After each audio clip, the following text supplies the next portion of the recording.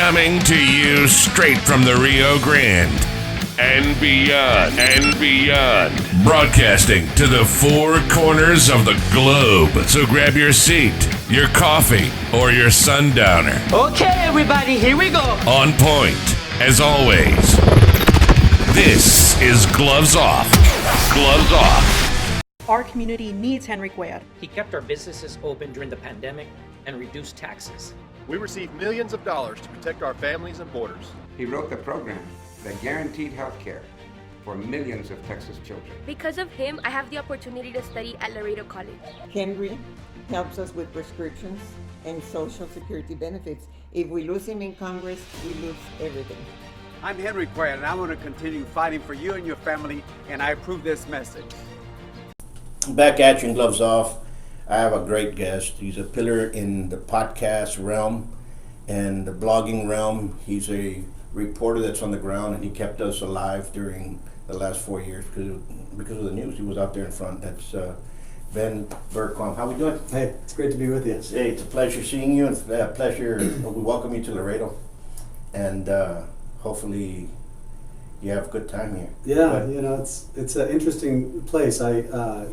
Speaking of podcast, I basically started. It was just with my phone. Sure. I mean, we were out pre-Trump, and I just saw the way things were going, and I was pissed off. I was in California at the time, and radical left, basically the hateful, evil, deranged lunatic left had taken over the state, and I'm like, nobody's going out and calling them out, and I'm just going to go do it. So I just go and take my phone and just start talking to people and making videos, and this was when lives first started coming out. Lives, not lies. They've been lying forever, and then that was kind of what built Frontline America, Frontline Radio, and then now working with Real America's Voice. It's been a journey, but that was really it. It was because nobody else was doing it. And I'm sick of seeing the garbage and not having somebody actually stand up and say what I knew to be true.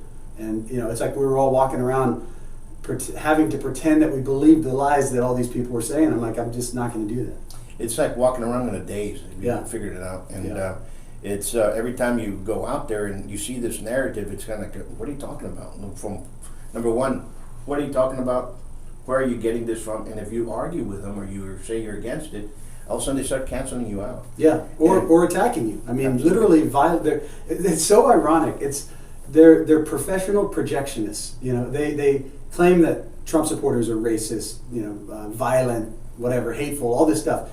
And it wasn't until I started interacting with them and I realized it's exactly everything they claim that we are. It's a reflection of themselves, and they just can't. But they can't deal with it. Nobody calls them out for it. I mean, Antifa. I got these stitches in Berkeley because I had the audacity to have a Trump hat on and have a phone and want to have a conversation.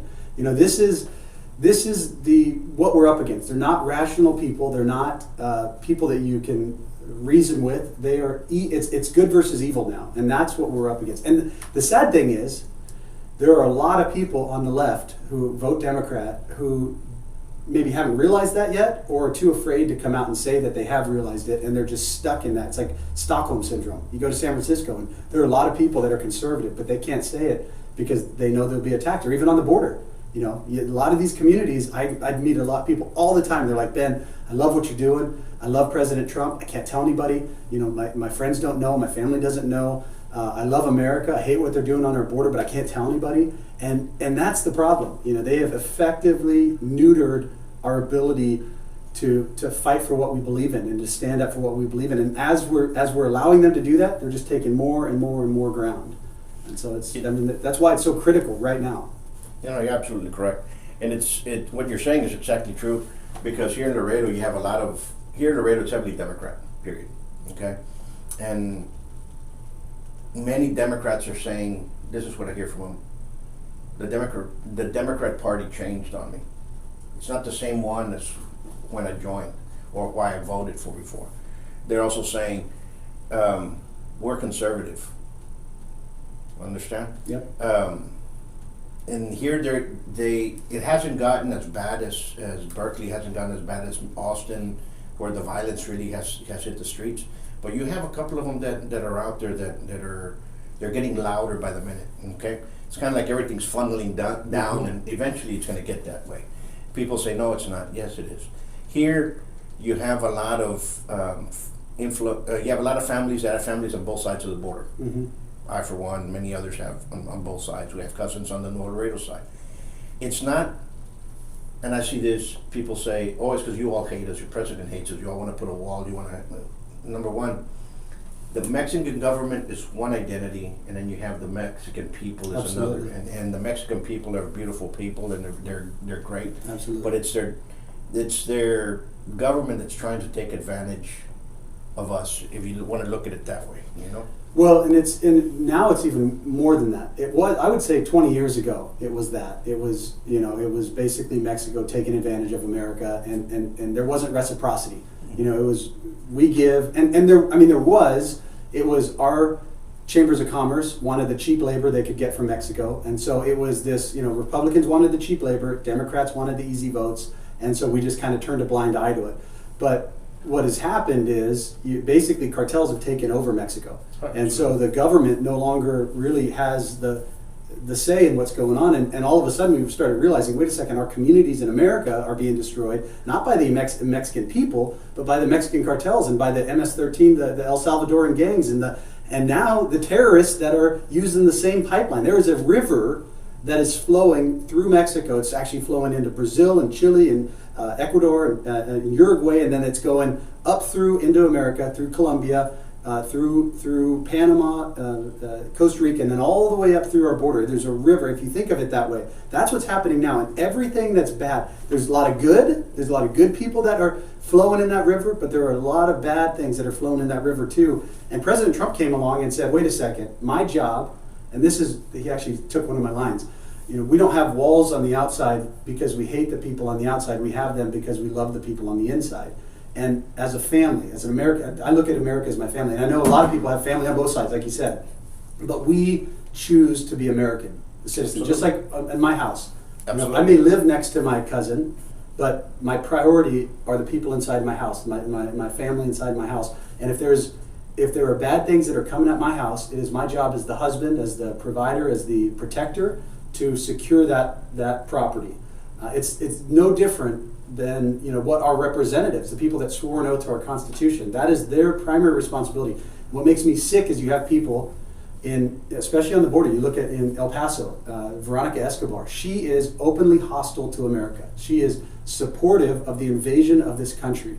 And you look at people like Ilhan Omar and Rashida Tlaib and all of these people that swore an oath to our Constitution and have openly broken that oath, and there's no repercussions. So for me, that's what it is. This is life and death of a nation if we don't stop this. It has nothing to do with me, whether or not I love some of the people on the other side, because there are a lot of people that are great. I have great friends on the other side.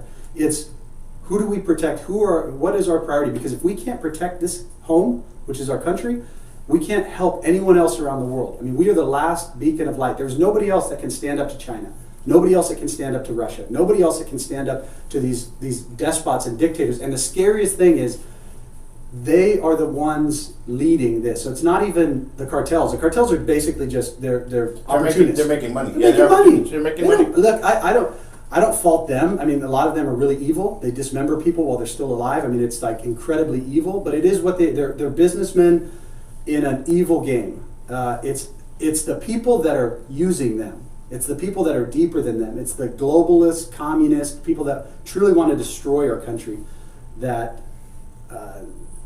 we have to defeat. That is the true evil. Absolutely, and it's scary because here in Laredo, they were against the wall. Okay, they were against the wall. They had a no border wall coalition. Yeah, they were against it. In fact, they painted a mural on one of the streets. I don't know if you've seen it, but it says "Defund the wall." By the way, if that's you, all you're doing is supporting the cartels and the people that want to destroy this country. You may think you're great, you may think you're compassionate, but you're the exact opposite. Absolutely. And what happens is they're doing this like peacefully. I told them folks this. Most houses here in Laredo have burglar bars and have a wall, have a fence. That's right. We need a fence. Go to Mexico. They have fences. Look at the walls there. Look at the spike strips on top, or the broken glass, or the electrified fencing on top of it. I mean, imagine if we did that on our wall here. Absolutely. Have you seen that? Yes. People say no. Yes. Go to Mexico. Look at the way they put their walls. We have We can't do that here. Right. Well, anyway, what I'm getting at is they don't see that. They don't see that, and I have yet to see the mayor and all the council that were against the wall have opened their houses Right. for the people to come Absolutely. in there and, you know what, have some, and we'll help you out here. Yeah, absolutely. You know, they're most- all protected. They Yeah. all have guarded security. They all have security systems. They all have guns and you know, protect themselves. It's they just don't want you to be able to do the same. But let me tell you this. Now Laredo is pushing for a $1 billion project called the Bi-National Park, which apparently is going to have walkways and bike trails going from Laredo to Mexico, and you can go and come as you leave. They think, I don't know what world they live in. Yeah. But it's just going to be a cartel playground. That's all it's going to be. It's pure corruption. That's all it is. These people, all you have to look at. So this is Mexico is basically controlled by corruption now. You know, you have a few good people that try every few years. They try, and then they die, or they whatever. Most of the but that's the thing. They're dealing. Corruption has taken over Mexico. America, now you're seeing that root of corruption is, you see it in many communities now. And so you have people that will push for these idiotic ideas, spending billions more of taxpayer money, because it's not their money. It's your money. It's your money. It's the money in your pocket. And they think it's, it's this benevolent thing. They can get more votes out of it. That's really what it is. But at the end of that, there are many people within our own government now that are just as corrupt, that are paid off by the same cartels, that are the same interests that are backing them as the corrupt politicians in Mexico and many of the politicians around the world. And those are the ones, and they need to be prosecuted. It is so bad now. If we don't stop the direction that we're heading, and you would say, somebody would say, oh, it's just a park. It's not just a park. It's what that park represents. That park represents corruption. And if that corruption is allowed to fester and allowed to grow, our country is gone. There's a reason why people are fleeing, even Mexico, but they're fleeing Central America, they're fleeing South America, they're fleeing these countries because they know. And I ask them all the time, why don't you just fix? I always ask them, would you prefer to stay in your home? And the answer is always yes. I say, why are you coming? Well, because we can't fix it. So it's beyond recovery. So you look at a place like Guatemala. And they just say, where 95% of the murders go unsolved. You've got people in there that just believe that the corruption has gotten too bad that they cannot fix it. So what are we doing? We're importing that corruption into America instead of stopping it and having them deal with it. And look, I feel bad for you. If you were born into that, life is not fair. There's times that, you got to deal with some terrible things. But you got to fix it there. If we don't fix it in these places, America will fall, and that means the world will fall. You're absolutely correct. I couldn't agree with you more. But the problem is, here's they say, how can you fix it? How can you fix 30 years of one party not doing anything? Yeah. Understand? Mm-hmm. That's basically what happened. Yeah. Let's look at South Texas. Let's look at Laredo. Let's look at this. Laredo has never had a Republican anywhere. So the Republican Party never placed candidates inside the school districts. Right. Never placed candidates for constables, for justices of peace, for sheriff. Never did. Mm-hmm. So all the candidates, they want to run them for U.S. Congress and Texas state representatives and Texas senators. Well, they have no base. Right. If you have no base, you're never going to win. Yeah. You might have a couple of registered voters that are going to vote for your party, but if you do not have that base, you're not going to win. So you get somebody like that comes in and he knows that he can count on 5 trustees from this school district. Mm-hmm. Those are they probably carry about 100 votes each, right? Mm-hmm. Right off the bat or more.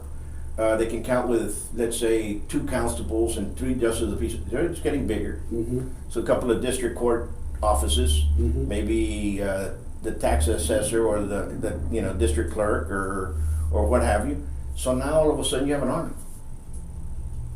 So when you go into it, you're going in as a candidate that's already going in against 500 votes or 700 votes. And you've got a media against you. You've got the entertainment system in the region that's against you. You've got a whole culture that has been designed against you. I have a friend, Lance Wallnow. If you don't watch his stuff, it's interesting, but his whole it's God and politics, and he talks about this idea of the 7 mountains, where we and the Republican side and conservatives are basically, we've been separated out. And the 7 mountains are the 7 pillars that run society. It's the church, it's family, it's arts, entertainment, it's the media, politics, all of this. You go down the line, education. There's 7 pillars. And for the longest time, in the church, you're in the church. You're in a business, you run a business, you keep that all separate from everything. If you look at the left, those mountains are all connected, and they fight on that battlefield using all of those resources together. And for the longest time, we've allowed them. It's the idea of the separation of church and state. Don't talk about God and politics. Don't all these lies from the enemy. And that's where you're right. We have they have the army, and we're sitting there, individuals out on an island, saying, throwing torpedoes or I guess torpedoes are in the water, throwing bombs and saying, hey, we're going to try to take this thing over. You're not going to do that. So now, what happened to the same thing happened to the Democrat Party. That's why they're running in haste. Is that they were infiltrated with the socialist Democrats, which is just pure communism. Yep. And so now you have communists everywhere. So all of a sudden, let's vote that Democrat in because she's in the Democrat Party. But her ideology is socialist communist. Yep. It's far left. Now you have her as a board member. Now you have her as a principal. Yep. Now you have her as leading this. And guess what? Now they control votes. Yep.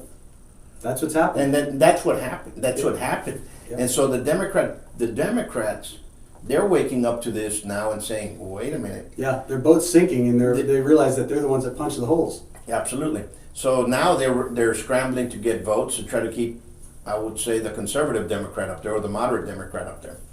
And it's sad. And right now that's what's going on here in South Texas. Well, in this, to the audience out there, to the folks that are watching, you are, if you are voting for Democrats, if you are a Democrat, that means you're voting against family. That means you're voting against God. That means you're voting against the foundation of this nation. That you may say, oh no, I don't believe in any of that stuff. Well, that's what you're voting for, because that is what the Democrat Party today represents. They're the ones out there pouring blood on themselves and going to churches and interrupting church services to push for abortion. To the 3rd trimester, they're trying to push abortion till after birth. This is how evil these people are. These are the people that are telling you that if you have a son that was born a boy, that child can tell you that now he wants to be a girl. This is how evil they are. And if you say, no, that's not what I'm voting for. I'm just a union Democrat. It doesn't matter what you think you are. What you are voting for is that. And if the Democrats, if the rational, and there's a lot of them out there, the centrist Democrats don't take back the party, it's over. And so you have 2 options. You either take back the party, you drive out, and what we have to do is start shaming again. These people that want to destroy our country, communists, communism fails. It will always fail. And the only thing it does is bring more people, more misery with it. You need to shame those people out of office. I don't care if it hurts, this whole idea, we can't hurt people's feelings. Yeah, it's time to start hurting some people's feelings, because otherwise you're going to start literally hurting them. We're killing people to avoid hurting people's feelings. That's what we're doing right now. And we also have to stop idolizing communists. Yeah. And people go out there and they say... There's nothing good about Che. Mandela was another one.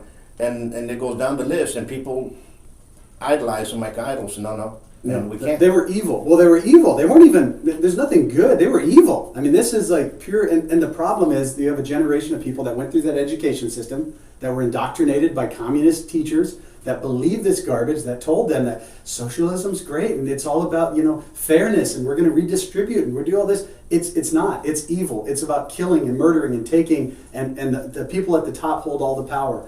But they can't teach that, because obviously that wouldn't sell. So they teach this rosy, pretty thing that ends up being murdering 90% of the people that are against it. But that's the only way they can do it. And then you get that person goes through that education system, then guess what? They get on the school board. And like you said, and then that person becomes a judge, or that person runs for city council. And then all of a sudden, you've got a whole generation that's lost in a lie. And then we're trying to come back in and say, we got the solution, when it's like, you're talking about a whole paradigm shift. That their whole worldview is based on this thing. And so it's a very difficult place to be, to start. I mean, you're talking about years, generations of foundation that has to be overturned. And right now we're at a point in time that we're in a very dangerous point in time here in the United States. Very dangerous point in time. And I've never heard so many people on both sides talk about civil war. Yep. The rumblings have been going on for several years. And in fact, the rumblings were going on before Trump was elected. Yeah. So, and you started hearing them then. And then all of a sudden now it's a little bit more, and now people are actually saying, you know what? People that you wouldn't think are saying it are saying it. I would actually say we're already in a civil war. We're just not fighting. Absolutely. So you look at the left, and they're murdering people. This isn't figurative. They are murdering people. They are attacking people with violence. I've experienced it. If you say the wrong things in the wrong communities, you will be attacked and possibly killed.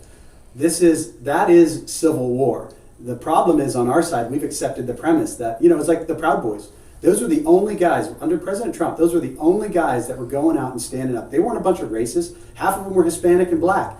They were the only ones when the police stood down. I was in Berkeley. They were the only ones that came out and stood up for the American people and said, we're going to fight back against this. And what did they get? They got marginalized and demonized, even by people on the right who were like, oh, we don't want to appear as the bad guys. Well, the left is using Antifa and BLM to burn down your communities. We're afraid of being called names. And so we're not even in the fight. The Civil War is going on, and we're just losing right now. I was talking to a sheriff from Louisiana, and he says, when the Civil War started? When they shot the Republican senators in playing baseball. Yeah, that's absolutely right. And what happened? And what happened? And I was like, and he goes, we're in the Civil War. That's right. And it's just a matter of time when it gets into your community.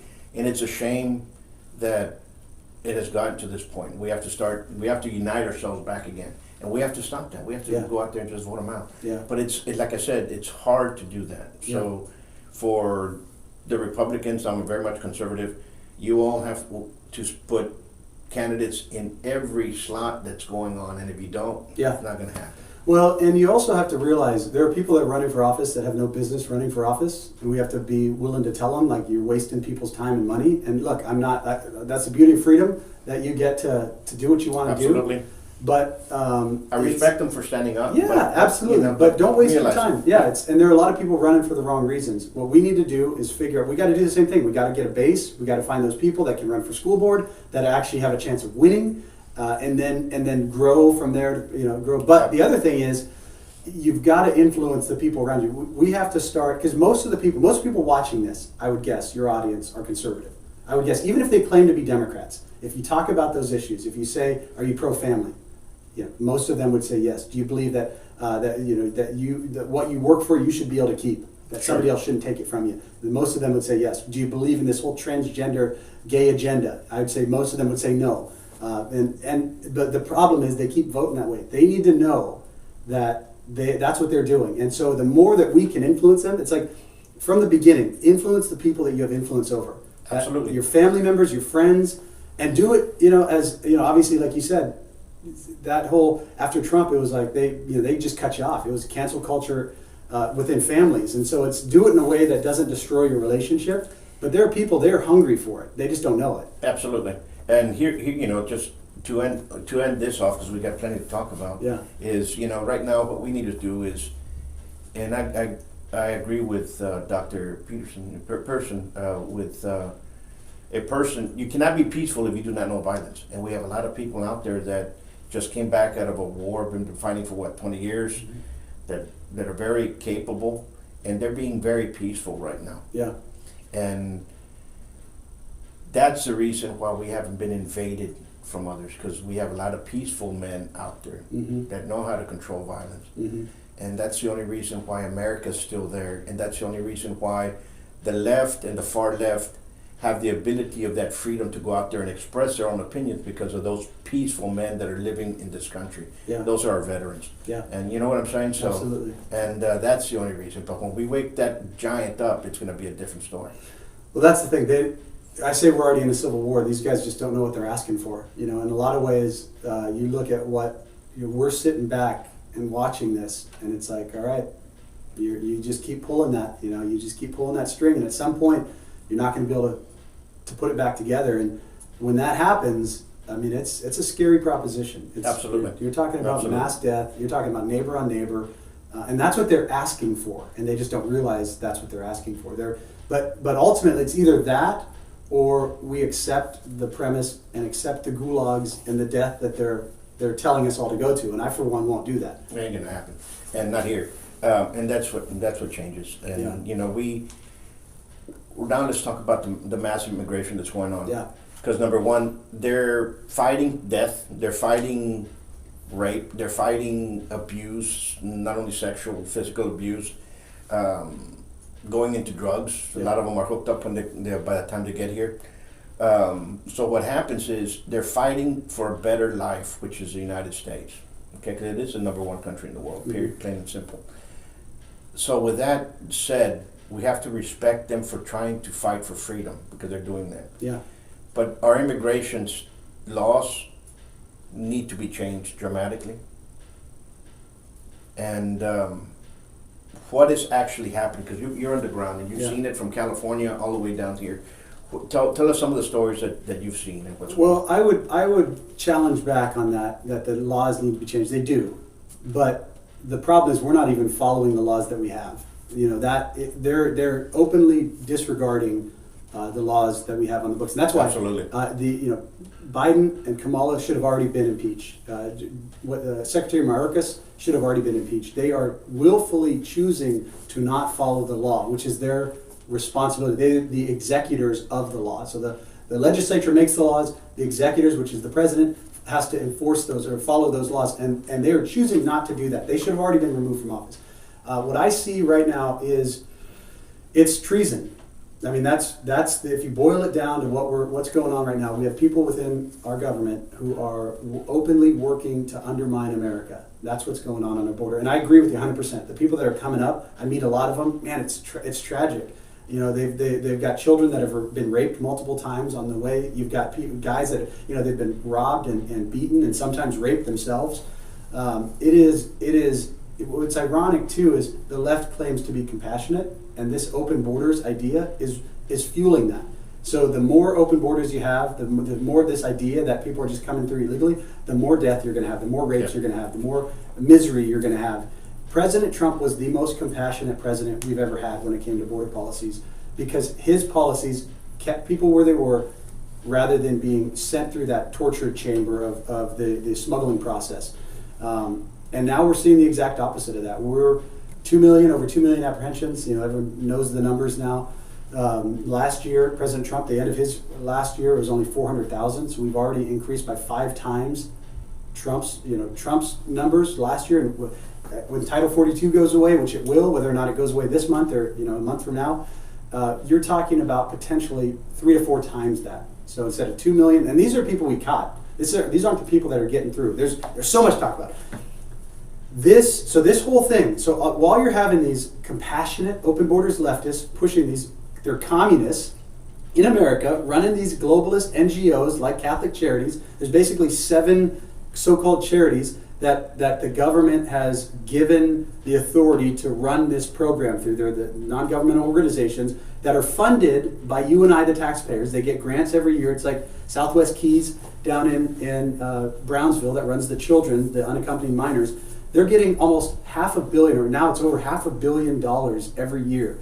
They are being funded with our tax dollars to aid and abet the invasion of America. Now they're in Mexico, they're in Central America, they're teaching people how to break our asylum laws. So this whole thing, it's not accidental that everyone who's coming across is saying asylum, that they're fleeing violence. They're being coached on that from organizations within America who are making money. And I actually think some of the people within the organizations started off as good people. Absolutely. But the money that could be made off of this invasion, off of this illegal immigration, it just became too much. And it's like, the more that comes through, the more money I get, the more I can put in my pocket. And that's what we see. Again, corruption. You start pumping that money in there.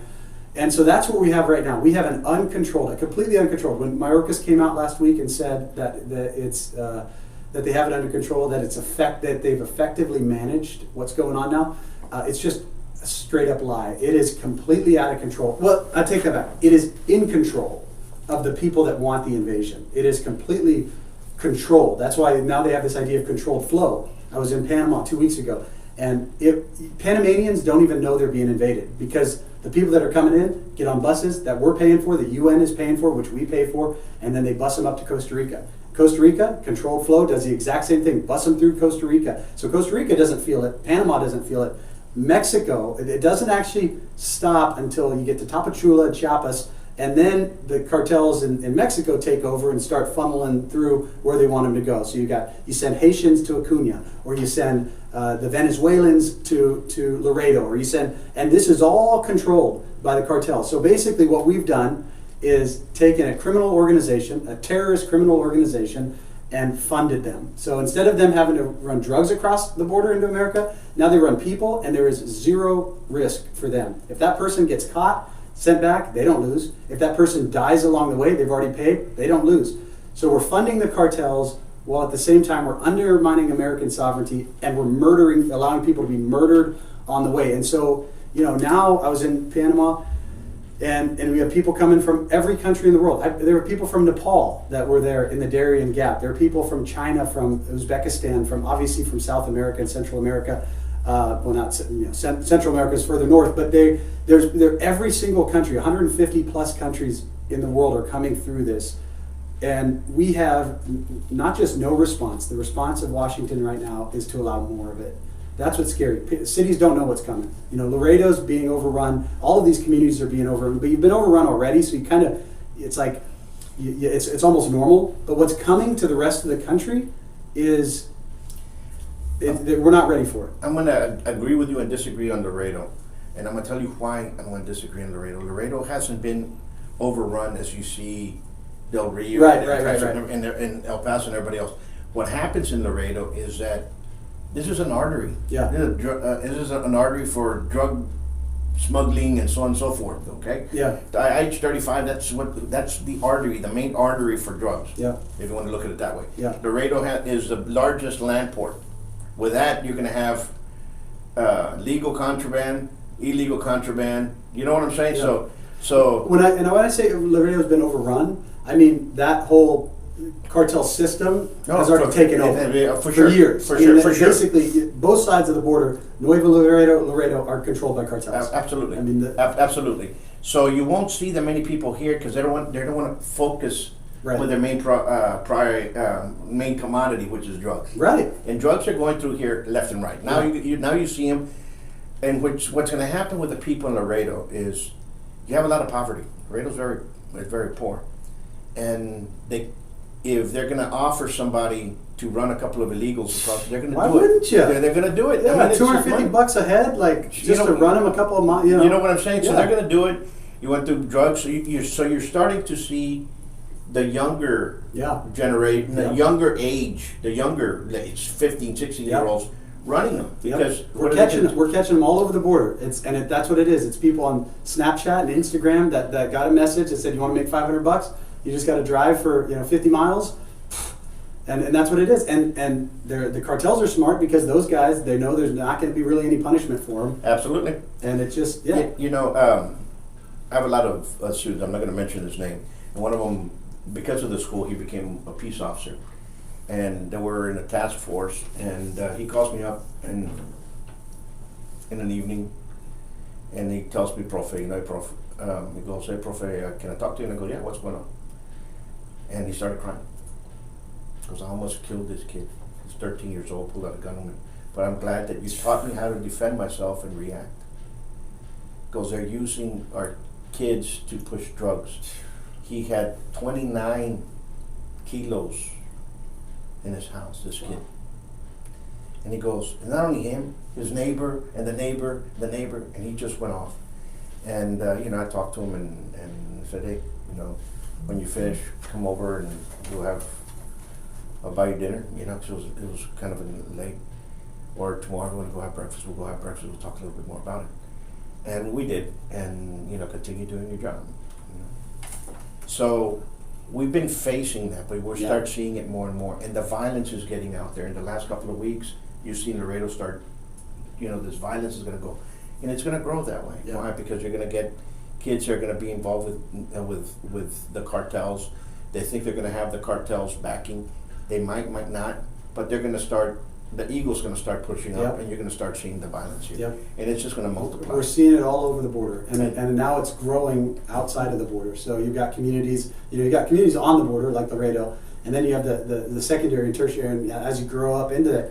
And what it used to be, you'd see some high-speed pursuits and some of these things in the towns right on the border. Now you could be 150 miles inland, and Absolutely. you're getting the same thing. And you're right, you're dealing with, kids, they're not rational. You haven't developed your brain. You a lot of times, I know myself, when I was a teenager, I made a lot of bad decisions. And so a lot of these kids are doing things that, if they had the choice to make 20 years from now, would maybe not make that choice.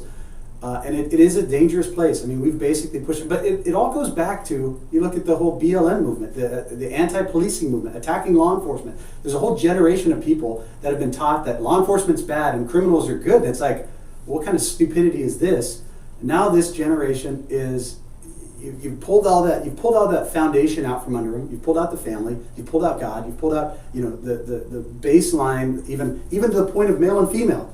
Now we're saying, well, why not do it? I mean, make extra, but there's no moral standard. It's moral relativism, and that's what we're heading toward. It's scary. I think about my daughters, and I think about their future. And where it's going, thing. Yeah, it's scary. It's a scary thought. Is Laredo, on the whole border, and when you see it, is Laredo going to see that? I don't think so, because I'm telling you, because of that artery. What's interesting is every single point along the way is different. So where you go to McAllen and Brownsville, you got the Gulf Cartel, and they're basically controlling that whole area. It's people and drugs, but it's just constant, like, flowing across. Then you go to a place like Laredo or El Paso, where it's drugs and money, or Mexicali. That's basically the financial arm of the cartels. And so each one of them, they create little bubbles. So in Laredo, they want to protect that drug artery. So they don't want all the attention of all these, tens of thousands of people camped under bridges, because then all of a sudden that starts giving attention to other things that are going on here.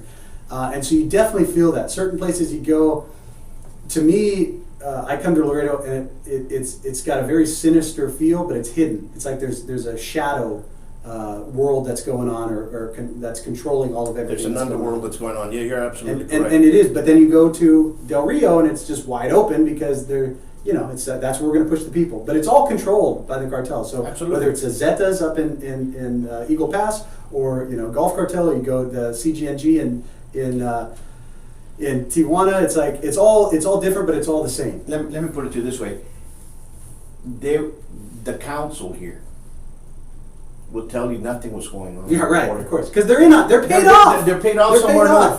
And you say, are they paid off directly or through campaign money?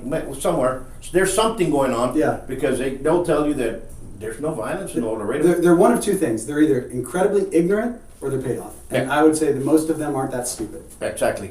And that there's nothing's going on in Mexico. Nothing's this, nothing's that, nothing's this. So, nothing's bringing in. All of a sudden, with COVID, you had 300 that were being brought over, immigrants, refugees. All of a sudden, they all came out with COVID. Mm-hmm. And they were blaming everybody else, nightclubs and everybody else, until somebody broke it. Now you say, like, oh, wow. Well, and that's the whole thing. We just destroyed our economy for 2 years, but allowed an invasion of people that not just had COVID, they had tuberculosis, they had measles, they had malaria. We have a malaria epidemic coming up through Panama right now, destroying small villages, the Imbara people down there, that are people coming in from Africa, and all of this, and it's all the same policies, and they've created these policies. So instead of dealing with that, the leftists, they shut your businesses down. I mean, think about that. They shut your businesses down. They told you had to put a diaper on your face and walk around. They told you had to get an experimental drug stuck in your arm, when all they had to do was say, stop the invasion on the border. And they wouldn't do that. I mean, that's what's disgusting to me, is we have something that's clearly, it's worse for what you claim you want to make better. And you're allowing that to happen. It just makes me sick. And the problem is, nobody calls them out. I mean, you got these Democrats down here that are saying, like you said, nope, it's not happening, it's not happening, it's not happening. Somebody needs to look at them and say, shut your mouth, you're a liar, you know what's happening, I know what's happening, and everyone in this room knows it's happening. But until that happens, they just keep on with the lights. No, now they're like all over the place. Not like, it's all peaceful. That's what we're going to build.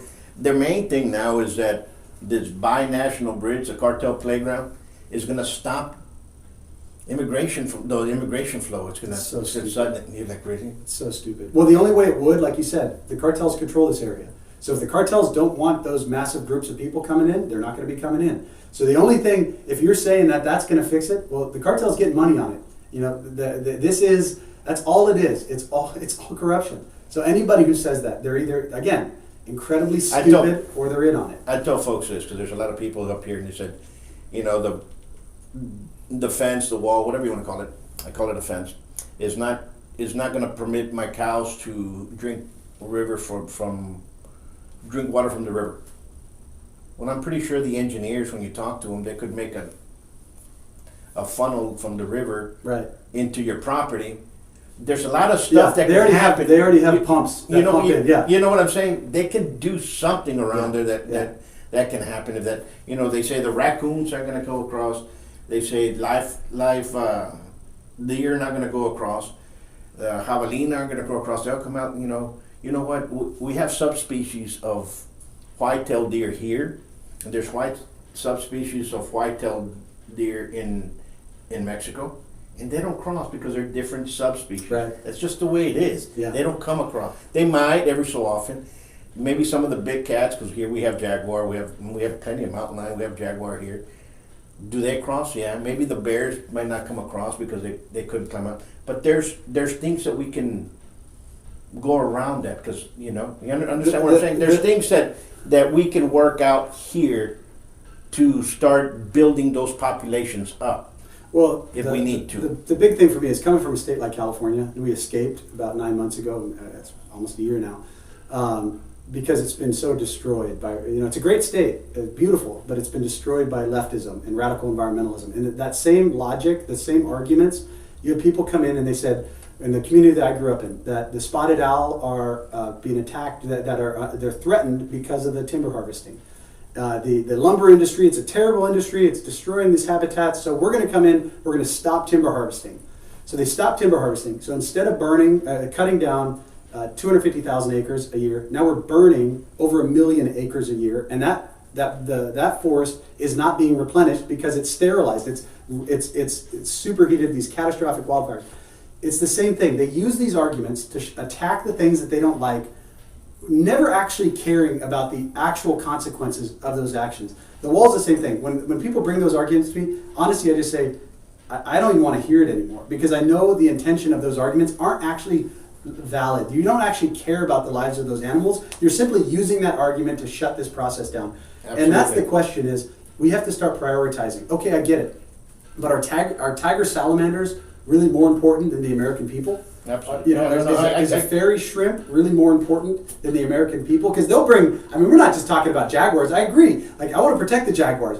But the people in my community, my neighbors, my friends, I care more about them than I do about any animal. Absolutely. And here's one. Not to say, and one last thing, because I don't want it to be I would say on our side, we are actually more of the environmentalists. You think the hunters. Hunters are more because we want to protect those species. Absolutely.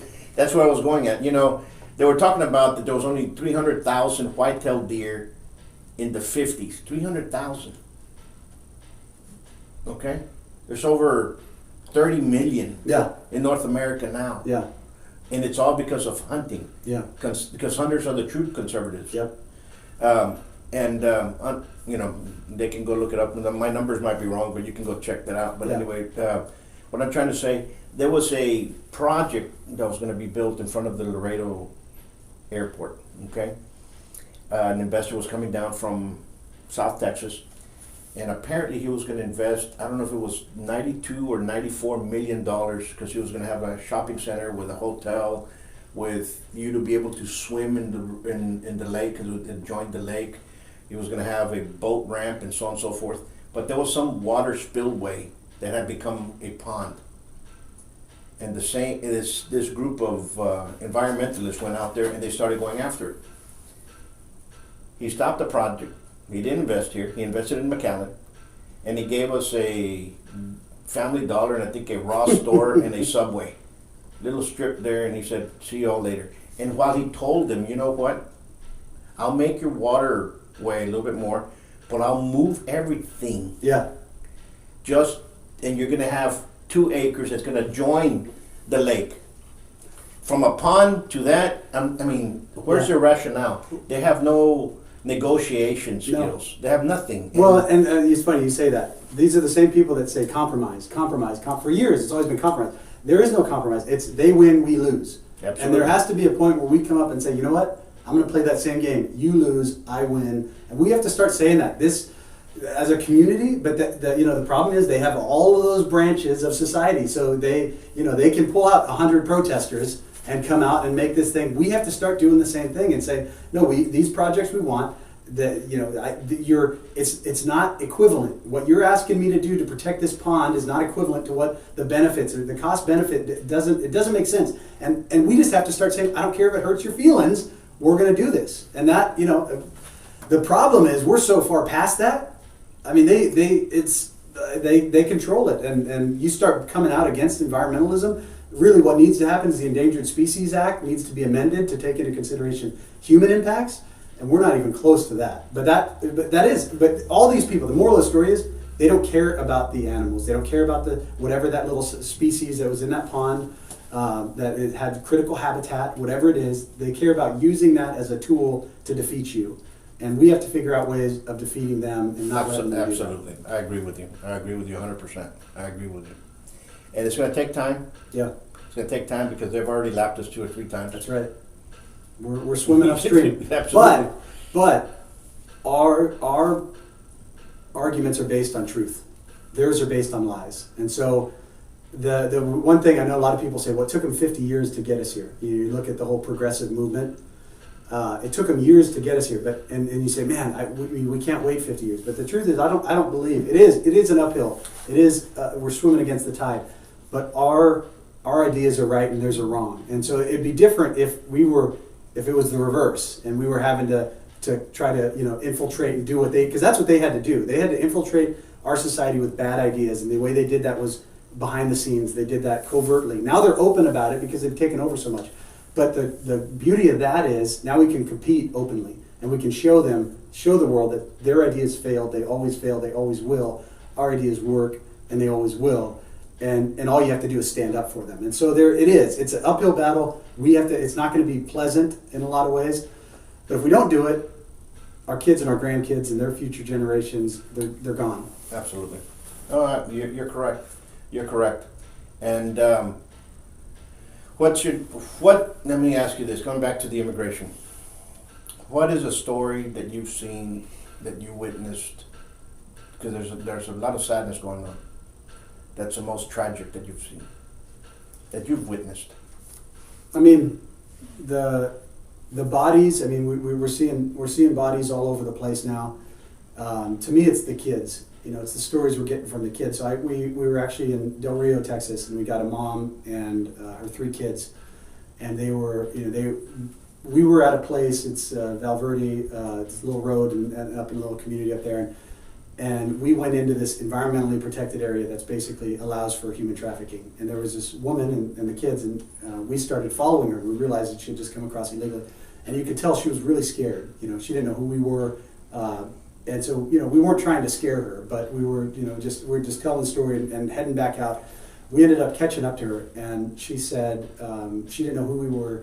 She said she had come up from Guatemala, that the entire way up, every night, so they were controlled by the coyotes, by the cartels, and she would have to take her kids out into the bushes, and she would sleep on top of her kids so that the kids wouldn't hear the girls being raped in the camps every single night. And whether or not her kids ended up being raped, she wouldn't tell us. But to think about what that mom had to go through and what those children had just gone through, and think about the children that don't make it. It's heartbreaking. I mean, and you see stories like that over and over and over. Dad, I was down in Reynosa, and he was a police officer coming up from Honduras, bringing his family because his life was in threat down there as a police officer. And they were kidnapped before they got to Reynosa by the cartels. They were put in a house. They were stripped naked, all of them. And the only way, and he wouldn't tell me the specifics, but he said the only way they didn't rape his daughters in front of him was he had to humiliate himself, which, he didn't give me details. Does that mean he allowed them to rape him? But it was, whatever it was really, really bad. And this is what we're dealing with. We're dealing with inhumane, evil people. And in that process, many of the people in that building, he said, watched their children raped in front of them. That's what we're dealing with. It's not humanitarian. And if you support the open borders, that's what you're supporting. I want to thank you for sharing those stories because, number one, you've seen it, you've witnessed it. And those are the stories that people need to realize that a fence will stop. Yeah. To stop those horrors because you can multiply those a million times. By millions. And those stories will always be the same. Yeah. And for those fighting against the wall, this is what you're fighting. This is what you're allowing to occur. That's it. And it's not. And I would even say it's not even just the wall. I mean, the wall is good because it funnels people. It slows them down. People say, "Oh, walls don't work." Well, they do. They slow you down. I mean, you can break through a wall if you want to, but it takes you longer versus just walking through an open area. That's the whole point of the wall. Is it funnels people. It makes it strategically better, more gives us more advantage against the really bad guys. Not the moms that want to bring their kids across. Although we want to catch them, we want to send them back. We don't want our country invaded. We don't want dependence on our welfare system and everything else that's coming with that. But it's the really bad guys. It's the guys running fentanyl into your community. And we just had the highest rate. Now it's over 107,000 deaths of fentanyl, the poison that's coming from the Mexican drug cartels in America. That's what the idea of the fence is. It slows them down. But what's even more important than that is the policies.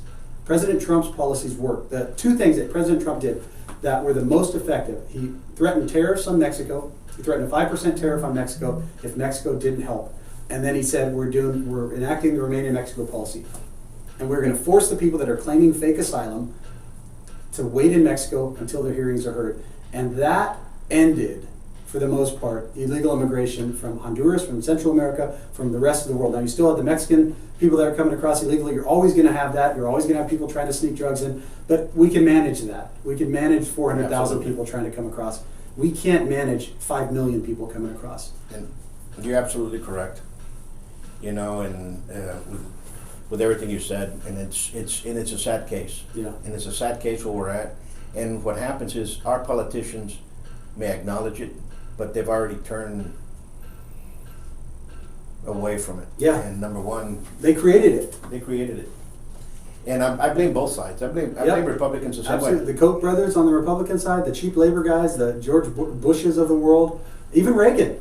I mean, the amnesty that Reagan. Both sides are to blame here. Yeah, there were Republicans that were involved with it.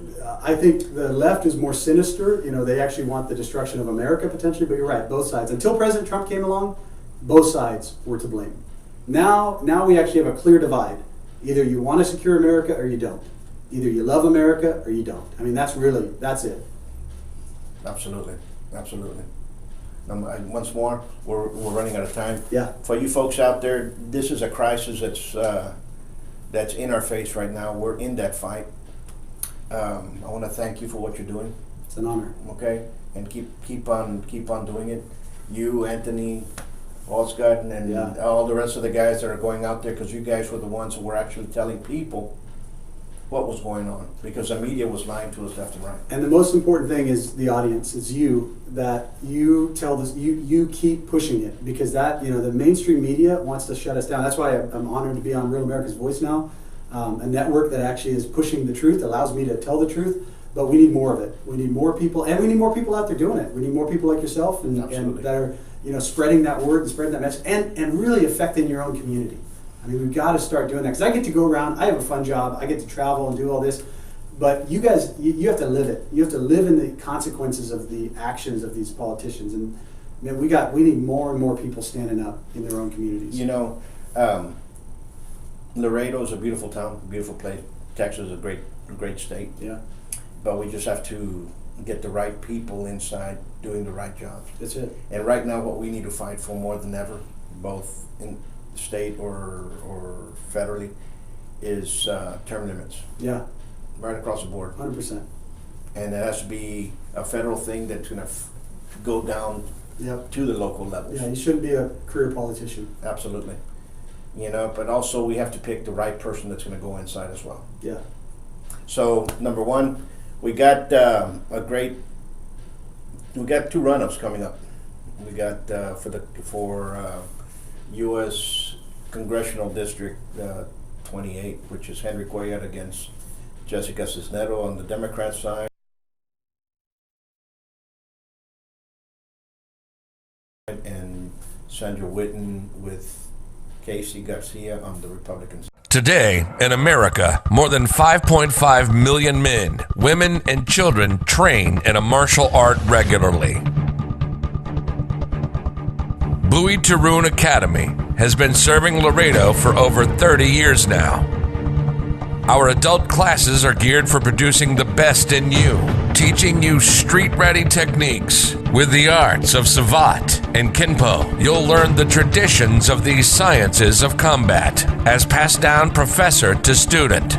Hello, my name is Jaime Garcia. I started Savate when I was 17 or 18.